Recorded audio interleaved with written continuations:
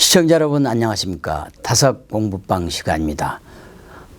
2021년 상반기 동안 여러분과 함께한 다섯 공부방은 많은 호응을 받아서 이제 책으로 나왔습니다. 다섯 선생님의 호에 걸맞게 저녁의 참 사람이라는 책으로 온 오프라인 서점에서 여러분들이 만나볼 수 있습니다. 집필자인 아주경제 이상국 논설실장님은 이 책을 다섯 평전으로 명명했습니다.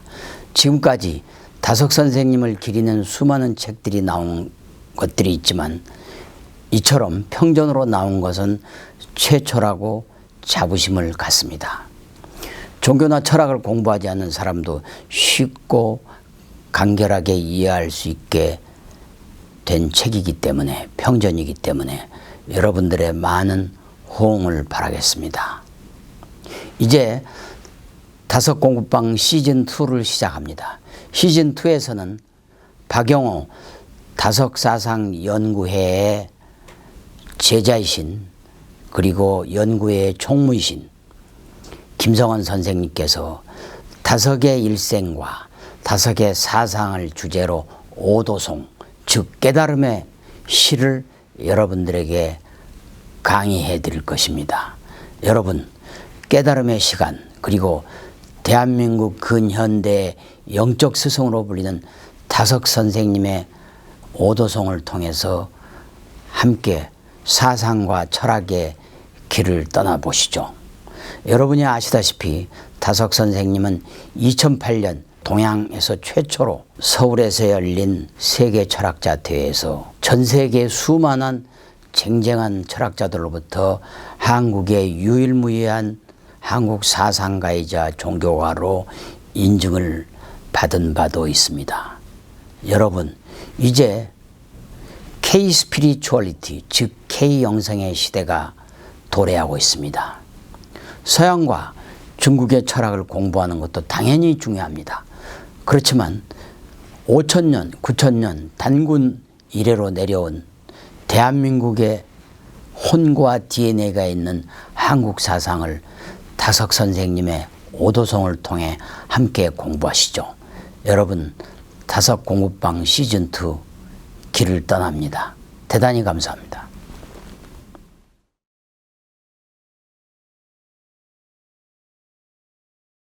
없이 보고 빈탕이라 망발랑 말을 것이 없다고, 비어있다고, 아무것도 아니라고 평가절하를 하지 말라는 뜻이다.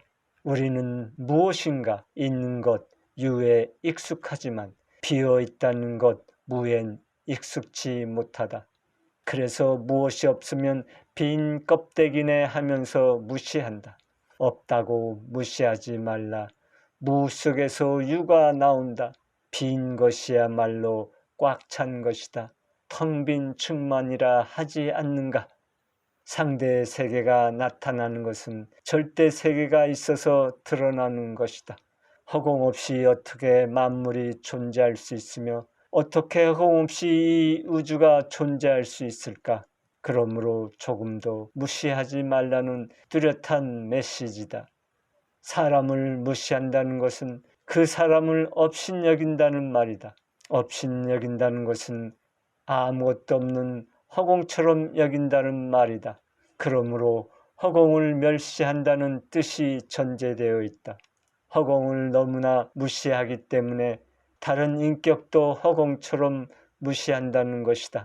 사람을 무시한다는 것은 결국 허공처럼 여겨 허공을 보태주는 것이 된다.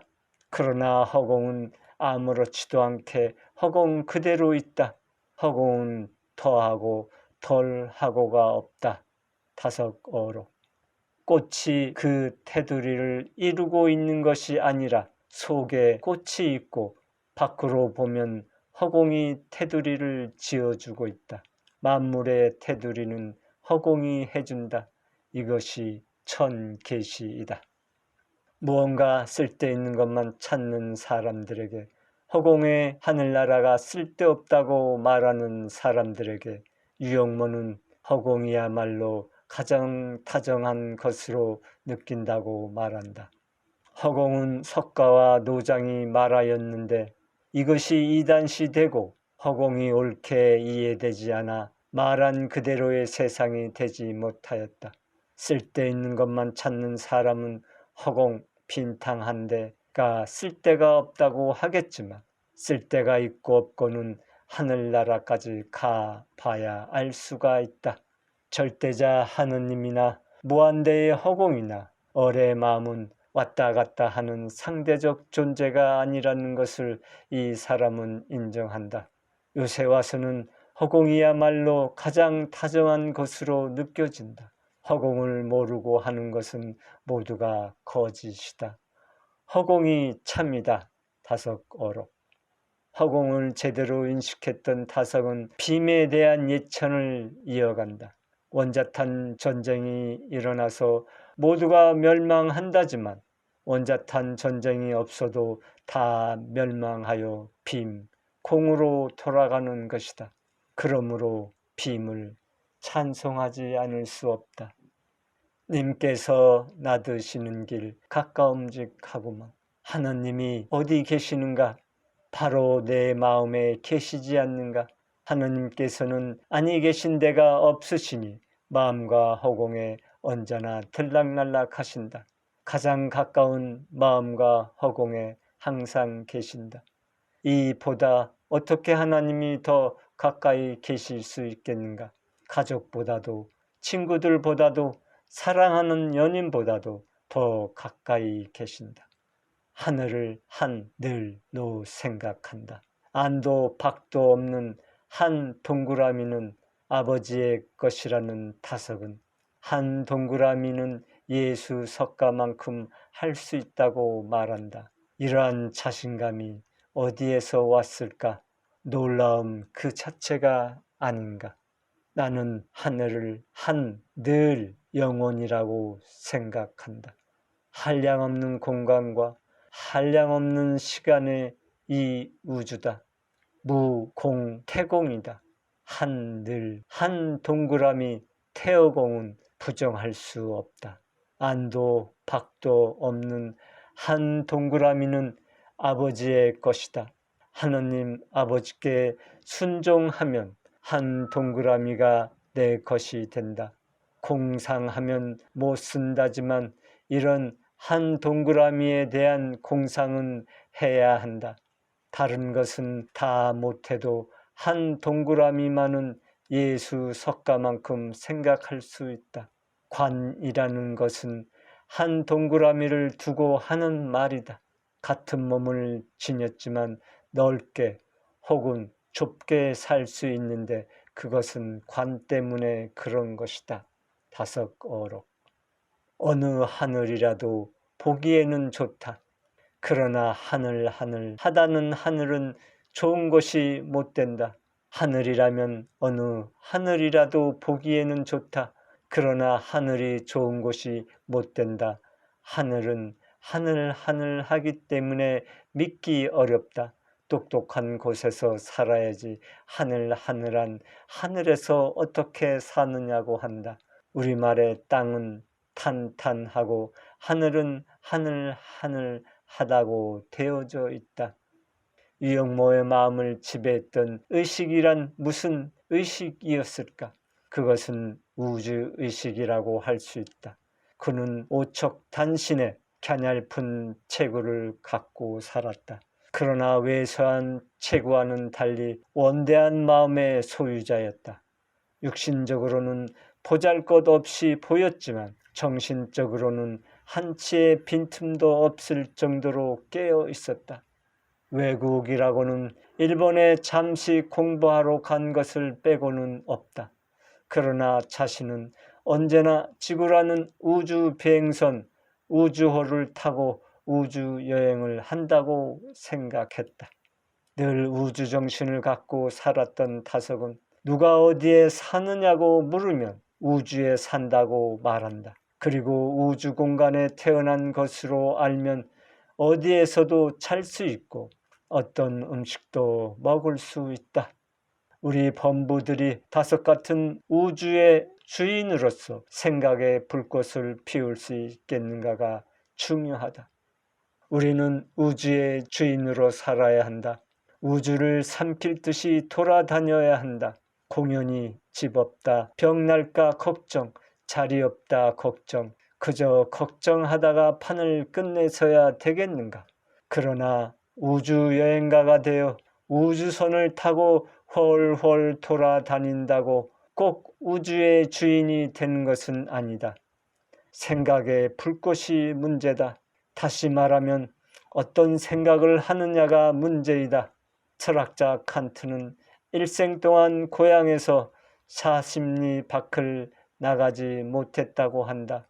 그렇더라도 생각의 불꽃이 우주의 주인이 되면 그것으로 능히 우주인으로 사는 것이 된다. 다석어록. 다석에게 혁명이란 산업혁명, 종교혁명 등등이 이어져 왔고 크리슈나무르티는 자기로부터의 혁명을 이야기했지만 우주혁명이란 말은 다석에서 처음 듣는다. 그는 재건국민운동 중앙위원회 위촉장을 바꿔서 우주정신에 입각한 우주혁명을 이야기한다. 우주혁명이란 인간혁명이라는 놀라운 그의 말을 들어보자.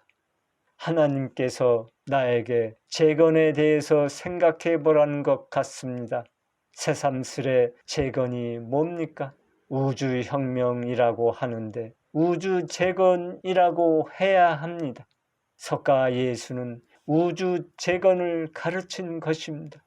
이 우주 자체는 자연이라 내버려 두고 이 나부터 혁명해야 합니다.